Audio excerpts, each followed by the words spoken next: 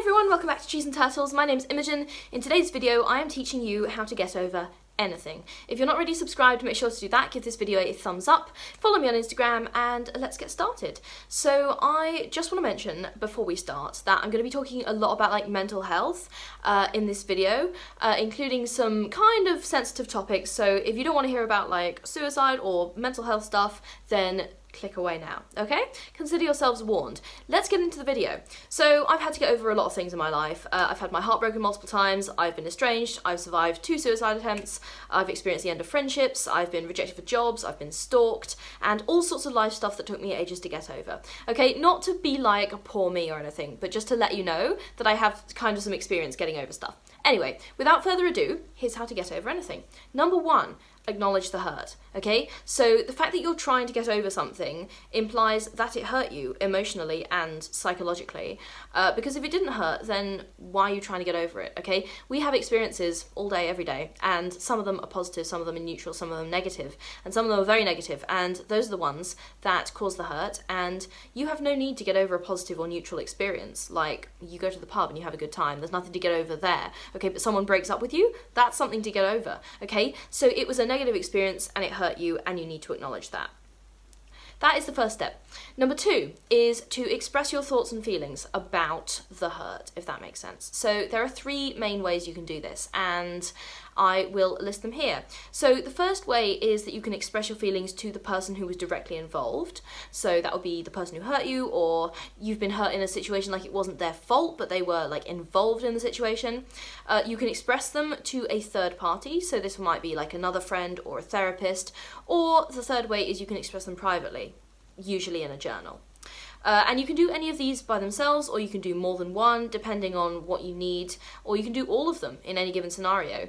So for different scenarios, different ones can be helpful. One of the biggest things I ever got over, I just used the last 2. Some stuff I'm currently getting over right now, I'm using all 3. So basically, just accept what you think and feel. Don't judge yourself for anything. Express your feelings, and your feelings are what they are, okay? The sooner you can articulate them and accept them, then the sooner you're going to get better.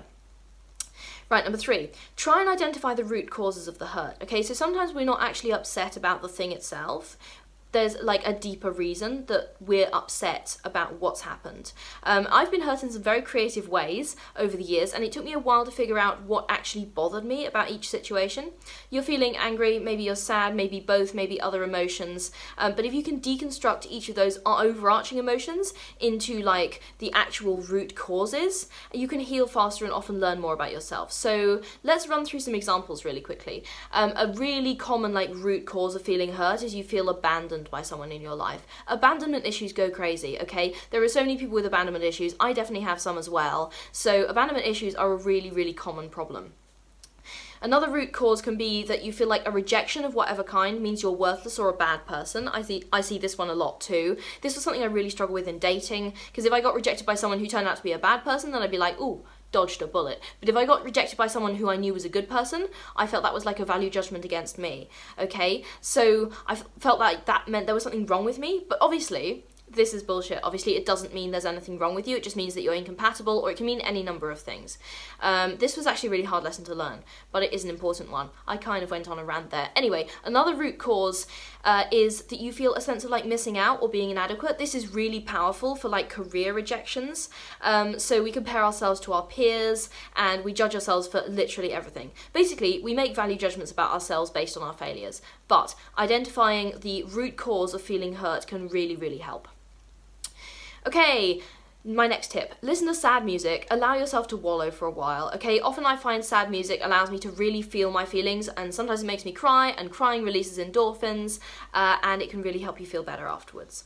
However, having said that, also listen to upbeat music, okay? You can't wallow forever. And sometimes when I'm in a bad mood and I can't stop thinking about stuff which I'm struggling with, upbeat music can really help me drown out my thoughts and give me some positive energy. I remember when I was in 3rd year, my final year of my degree, I had this Lady Gaga playlist that I'd listen to when I was in a bad mood, and it really helped me. I'd just be listening to it on the way to my lectures, and it was raining and I was in a bad mood, and by the time I got there I was ready to learn. I felt so much better. Anyway, listen to upbeat music.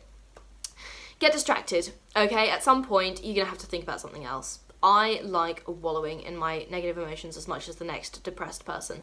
But at some point, you're going to have to think about something else. I find that going out with my friends, spending time in nature, and doing something practical like baking, making art, and travelling. Obviously, travelling is not an everyday solution, but if you happen to be able to travel when you're trying to get over something, it helps. So get distracted. Get distance. Okay, if you can, remove yourself physically and emotionally from the situation. I'm aware that sometimes, like, we delay our healing, and I've done this myself. Like, I've delayed my healing because I kept going back to a situation emotionally, or like giving myself reminders of that situation, even if I wasn't like in it directly. Or sometimes your healing gets delayed because you physically can't get out of a situation for a while. Okay, but as soon as you can get some kind of emotional or physical distance, it will really help you in the long run. And I have one more tip for you, and this is the last one. Like I said, I have one more tip, and you're not going to like it, and I don't like it either, but I have to include it. And the reason this is last is because it's a last resort, because nobody wants to do this. But the tip is, give it time, okay? Sometimes the only cure is to give it time, and I hate acknowledging this. I'm so impatient. Have you met me? Okay, if you've been on my channel for a while, you realise that I'm very driven, very impatient. I want things to happen now. And especially with healing, I think a lot of people are the same. And this makes sense because the time you're waiting to get over something or to heal can be really, really painful. But if you've tried everything else genuinely, then all you have to, like, you just have to wait. I'm sorry. For context, the longest it's ever taken me to get over something that I've recovered from is 7 years, okay? So that's a long time. Other things have taken me 5 years, 2 years. That one was getting rejected from Oxford, and 1.5 years. That was a friend thing that happened. There are a lot of things that I haven't yet got over, and it's been longer than that. So stuff that happened in my childhood, 20 years, 9 years, 8 years. Those are things I haven't got over. And there are things that I'm currently getting over that have, like, all of those things and things that happened less than a year ago. So the point is, sometimes it takes time, and yes, I'm aware that that sucks. It really sucks. But all you can do is make the most of the time that you have to recover as best you can. And using all of these other tips that I've mentioned in the video can definitely help you. Like, you might not get over something, but it might get better. Does that make sense? Like, all of the stuff I've mentioned in this video, stuff that I've got over and stuff that I'm, like, working on getting over, absolutely every single thing has got better and less painful over time. So even if you haven't completely recovered, you're making progress, and I think you should hold on to that, okay? So that is how to get over anything. If you're not already subscribed, make sure to do that. Give this video a thumbs up. I hope you liked these tips. I hope they helped you.